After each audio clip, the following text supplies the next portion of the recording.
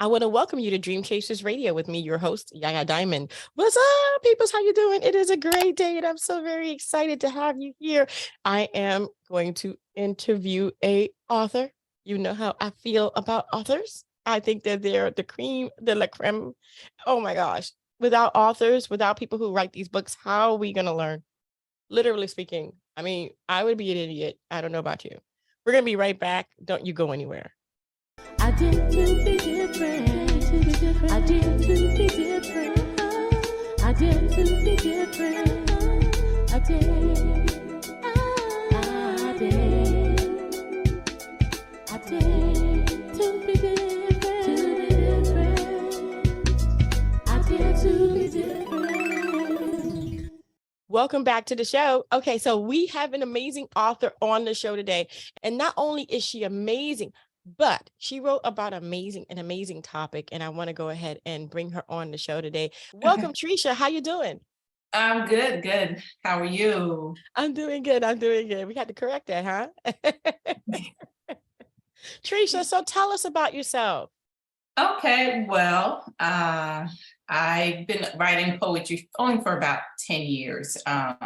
It's something that I just kind of started to do well into my adult years. And I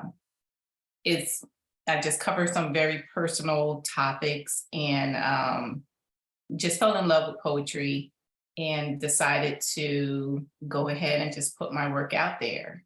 I really don't market it, but I've had a few readers who absolutely love the work, and I'm just here to inspire people and let people know that there are challenges. My poetry is actually considered Christian poetry, and so every message that I write in every poem is to just basically let people know that there is hope, and that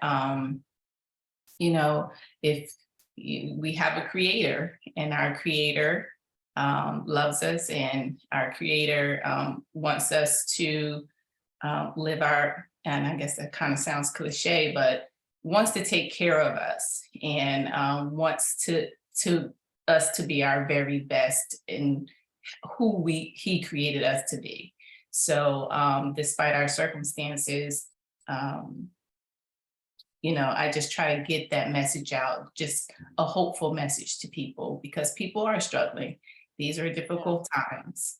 And so with A Daddy's Girl is a very personal message that I'll talk more about, but it's one of my favorites written work. And that's it, really. As far as an introduction. I hear you. Wow. So 10 years writing poetry, never really promoted it, and now you're promoting it. Why? Well, I just really wanted to have a positive impact on mostly women. I'm not excluding men, don't get me wrong, but the message really is for women. A Daddy's Girl, as you can tell, is the main character is a female. And so in A Daddy's Girl, this is a story of a young girl who, when she was born in a family where her mother was abused by her father. And domestic violence, it's something that a lot of people don't want to talk about and don't want to address.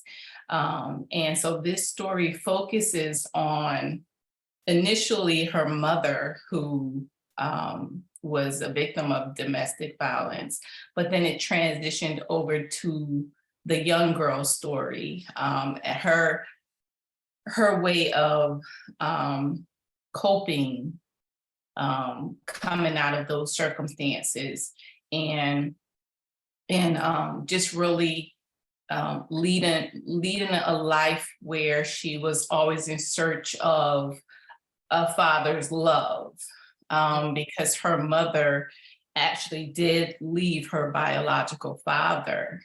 And then her mother years later remarried, and that marriage didn't work out. So this young girl was always in search of a father's love. Right. And how it ends up is that she, No, don't say it. oh, No, no. okay. Don't say it. No, you guys got to get the book. You But gotta get the book. you got to get the book. But you know what's so funny? Because this story is so copied. You know, it's so copied along. I mean, so many different people's lives. This could be true to so many different people out there. Yes. Why write a book like this? Well, what I didn't tell you is that the young girl was me. And so it's a mixture. The story is there's some fictional elements to it, but the bulk of the message is actually my childhood, and every sentence is in poetry form. So it has a rhythm. It's best read out loud. It takes about, it's a really, because of, poetry, it's not a long read. You could actually read the book in about 20 minutes, like 25 minutes, because it's poetry. And it's each poem transitions over to the next poem. And each poem builds into the story, which is unique. I think I haven't read a lot of books where you have complete poetry and not just freestyle poetry, but this poetry has a rhythm to it. It rhymes, it has a beat to it. And but the overall message is not missed on the reader. Right. Wow. You know, I literally love it when people do something different, because that's different. That's not the same. It's okay. A poetry book is a poetry book. This is poetry, but this is a poetry storybook. It is. I like that. It is. What helped you to decide to do it this way? Actually, I kind of stumbled into it. I was thinking about some things one day, and the first poem that I wrote, it was kind of in dedication to my biological father, who was not in my life, and how he, basically treated my mother. And so I wrote the first poem, and then the second poem just came, and it kind of just transitioned. It continued the story of the first poem. And then I wrote a third one. I was like, oh my goodness, I'm actually writing a story with each poem. And so once I realized that's what I was doing, because it wasn't something that I sat down and said, okay, I'm going to do this. It kind of just happened. And the words were coming, and that's pretty much how it happened. That is sweet. Yeah. That is nice though. I mean, I like it when it just comes naturally. What did this book do for you? It was kind of, it was probably, I guess, like what most people would say, therapeutic. Being able to tell your story in the way that you can tell it, and nobody can tell a person's story better than themselves. Right. And we're all here, we're all here on this planet together, and our stories can help someone else. So if there is, something that you can tell yourself, if you could tell your story you don't know who it would impact, because somebody somewhere is going through something that you've already gone through, and you Yeah. came out on the other side. And, your story being out there could possibly help them. Yeah. So, Yeah. yeah. And so now that you're advertising it and now that you're putting yourself out there and you're becoming that person that people will see as as maybe even a trendsetter or someone who started this whole revolution of, poetry storybooks. How does that make you feel? Oh, it feels good. I really just want people to read it. And I just tell, people